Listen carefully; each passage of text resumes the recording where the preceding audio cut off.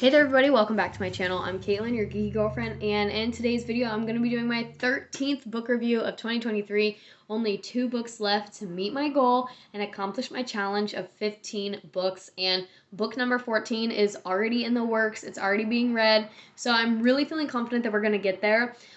But before we get into today's video, if you are new to the channel, make sure you subscribe, hit that red button, and you can also hit the bell to be notified about my latest videos, and you can go into your settings, turn those on or off on your phone, and you can like this video, leave a comment as to what you want me to read next or what's on your TBR list. What are some good ones that you've read this year? I think I'm going to do a little reel over on Instagram about like the top 3 books I've read this year. Once, like in December, once the year is kind of wrapping up, I'm going to go back through and look at all of them that I've read and tell you guys which ones were my favorites so you guys know what to read next year and can make your lists. So book number 13 for me was Simon versus the Homo sapiens agenda, and if you've been on the channel for a while, you know that this year a lot of my TBR books came from, I picked books that were movies or TV shows that I've already seen, so I can kind of retrospectively go back and compare the book to the movie,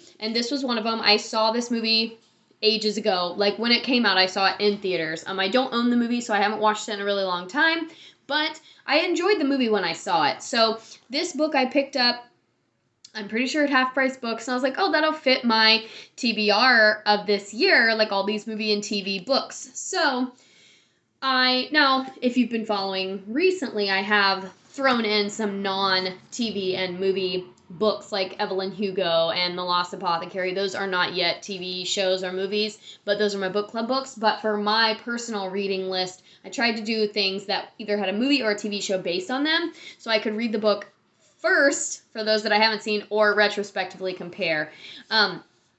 And like I said, I enjoyed the movie when it came out. I saw it when it came out in theaters, and I've only seen the movie one time, but I enjoyed the movie. I thought it was a very cute teen movie. And so I had high hopes for the book, and it started off strong. Like, I really like how it bounces between, like, Simon narrating it for us, and then also a series of emails between him and his mysterious secret admirer, Blue. And I liked that. It made it like it would go from narration to email to narration to email. And so it started off strong. However, I quickly lost the thunder of reading this. Like, I was just kind of like, okay, I'm just reading this to read it at this point. Not that it was bad. Like, I never at any point thought like, oh, this is terrible, I need to put this down, which is kind of how I felt about Me, Earl, and the Dying Girl. I was much more like content with reading this book. However, it didn't, like, it was not a page turner in that I was like, oh my gosh, I have to keep reading. The only thing motivating me to finish it was to find out who Blue really was. So with that in mind, the last 45 to 50 pages are when you start to find that out, and Simon kind of starts to figure out who Blue is.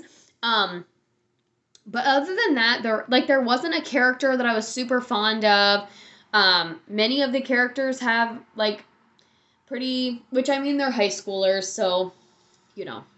But most of them have pretty jerkwad tendencies, like all of them. There wasn't a standout character among any of them. Like, Simon has his moments where he was kind of being a little brat, and his sisters are pretty good, but they're so minor that it was just like, I could have used more of you in this story. Leah is a brat. Nick is just, he's nothing special. Martin is a brat. Abby can be a brat. So, like, all of the characters, I just felt like at one point or another just were, like, bratty teenagers. And, which, again, they're teenagers. So, like, it fits the mold. But for me, I was just kind of like, I'm over this. And that was kind of my attitude while reading it. On Goodreads, I actually gave this book a 2 out of 5 just because it didn't live up to the expectation that I thought. When I picked it up, I thought it was going to be, and when I started reading, I thought it was going to be a really quick read, maybe read it in like a week to a week and a half because of the changes in dialogue between the narration and the emails, and it just didn't. Like, it just kind of fell flat, and I was just kind of like, okay, yeah, let's move on. I just want to get to the end. And that was kind of my motivation for reading it. So if I'm rating it out of a 10, comparing it to the Goodreads scale, here on the YouTube channel, I rate everything out of a 10. And since I rated it a 2 out of 5 on Goodreads, I feel like it needs to be like a 3 or a 4. A 4 for high school kids. I think there's a lot in here. There's a strong message about bullying and zero tolerance for bullying, and like a lot about like coming out if you're gay or homosexual, and how to kind of deal with that, and some different ways that you can tackle those big conversations, and like very realistic depictions of that, in my opinion. So for that reason, if you are a teen or a young adult who has yet to come out, this book, I would recommend it as maybe sort of a weird guide, or like a how-to, of just a way to give you some confidence about like, this is the worst possible thing that could happen, this is the best possible thing that could happen, and kind of navigating like some different family dynamics along the way.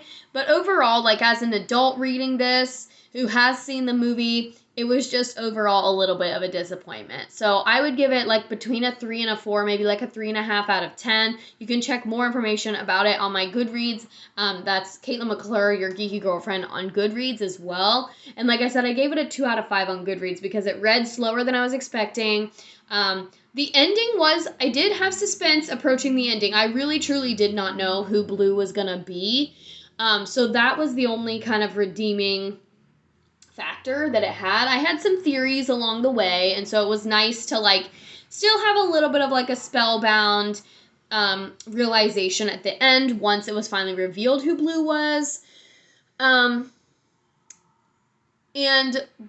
Blue is mentioned, like the character who you find out is Blue is mentioned so subtly in other contexts of the story that it is a big surprise. So pay attention when you're reading, because you might figure it out.